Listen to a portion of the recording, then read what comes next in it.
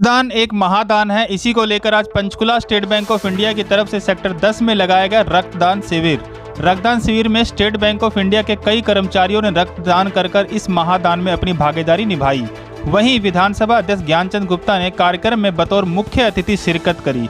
विधानसभा अध्यक्ष ने state bank of India की पूरी टीम का इस अहम प्रयास के लिए सराहना भी जताई। अध्यक्ष गुप्ता ने कहा कि रक्तदान कर हम दूसरों की जिंदगी बचा सकते हैं, क्योंकि रक्त का कोई भी विकल्प नहीं है। उन्होंने लोगों से आह्वान भी किया कि समाज सेवा में इस काम में वह भी अपनी भागीदारी सुनिश्चित करें, जैसे आज स्टेट बैंक ऑफ इंडिया की भागीदारी नजर आई। इसके साथ ही एसबीआई की ओर से पौधारोपण कार्यक्रम भी किया जा रहा है, जिसकी की विधानसभा अध्यक्ष ने जमकर तारीफ भी करी। हमारा पर्यावरण साफ रहे, हरियाली बरकरार रहे और आने वाली पीढ़ी की कमी ना हो।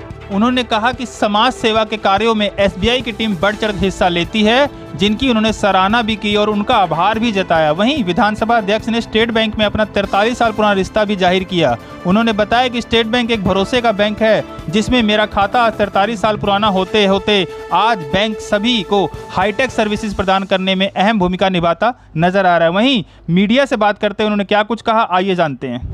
सर, आज आप ब्लड डोनेशन कैंप में आए थे तो क्या रहा? देखिए, सबसे पहले तो मैं स्टेट बैंक ऑफ इंडिया की पूरी टीम को बधाई देता हूँ, मुबारकबाद देता हूँ कि वो एक बहुत बड़ी सेवा का काम, सोशल सर्विस का काम पूरे देश के अंदर कर रहे हैं।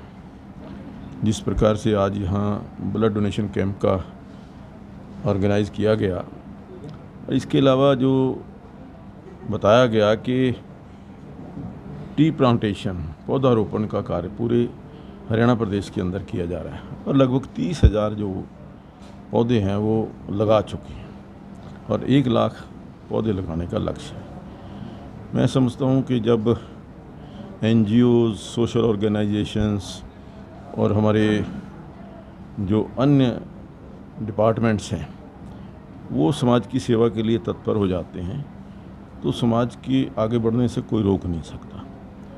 और इस प्रकार के कैंप्स को ऑर्गेनाइज करके जो ब्लड की कमी है, कई बार देखने को आता है कि मैसेज भी आते हैं कि रिक्वायरमेंट होती है पीजीआई की तरफ से, सेक्टर 16, 32 की तरफ से चंडीगढ़ के, और यहाँ सेक्टर 6 की तरफ से, कि कई बार एक्सीडेंट केसेस के अंदर इतने ब्लड की आवश्यकता पड़ती है कि वो पूरा भी नहीं होता। और कई बार तो पर्टिकुलर ग्रुप जो है वो मैच नहीं करता, वहाँ पर उनके पास स्टॉक नहीं होता। तो उस समय जो तत्परता से जो वॉलंटियरली ब्लड डोनेट करते हैं, वो अपने फ़ायदे के लिए नहीं, समाज के फ़ायदे के लिए, समाज की सेवा के लिए करते हैं। तो मैं इस अवसर पर बैंक के सभी अधिकारियों को, कर्मचारियों को, ब्लड डोनर्स को बहुत बहुत बधाई देता हूँ। एक सर, इस मार्केट की समस्या है, यहाँ पे पार्किंग लग रही है, खास तौर से पंचकुला में। अभी तो और लगने वाली है। नहीं, जो पहली मीटिंग थी निगम की, उसमें तो मुद्दा पास हुआ था कि पार्किंग हटाई जाएगी। नहीं, किसी ने कभी नहीं पास हुआ।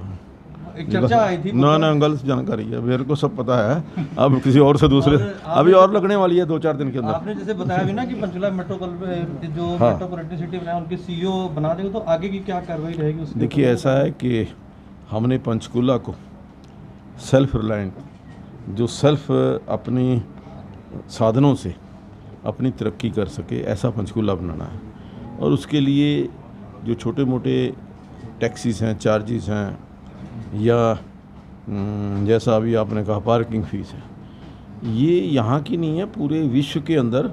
यहाँ तो पूरे दिन का लेते हैं, वहाँ तो 1-1 घंटे का लेते हैं। 1 घंटा रखेंगे तो इतने पैसे, 2 घंटे रखेंगे इतने पैसे। तो उस दृष्टि से जो ट्रांसपोर्ट है, व्हीकल्स को, जो उसके सर्कुलेशन को ठीक रखने के लिए, कंजेशन ना हो, उसके लिए पार्किंग की काफ़ी आवश्यकता रहती है। और इसीलिए हमने सेक्टर 9-10 के अंदर शुरू की, 8-9-10 के अंदर। और ये हमारा एक सोर्स ऑफ इनकम भी है नगर निगम का। जो ये पैसा आता है, टैक्स का पैसा, ये निगम के अंदर जो शहर की बेहतरी के ऊपर खर्च होता है, शहर को सुंदर और स्वच्छ बनाने के लिए खर्च होता है। तो इसलिए थोड़ा बहुत कंट्रीब्यूट करते रहना चाहिए।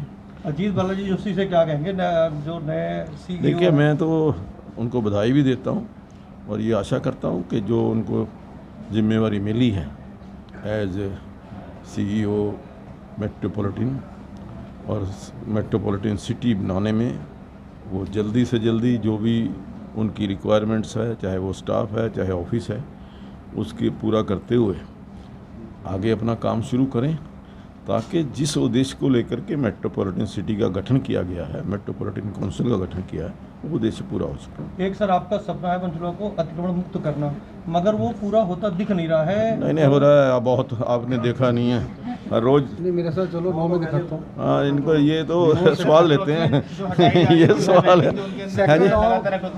देखिए ऐसा है, जहाँ लगाते हैं फिर दोबारा हटा देते हैं, कोई ऐसी बात नहीं है। अब हमने 3 केसेस FIR रजिस्टर्ड किए हैं, इससे ज़्यादा और क्या होगा।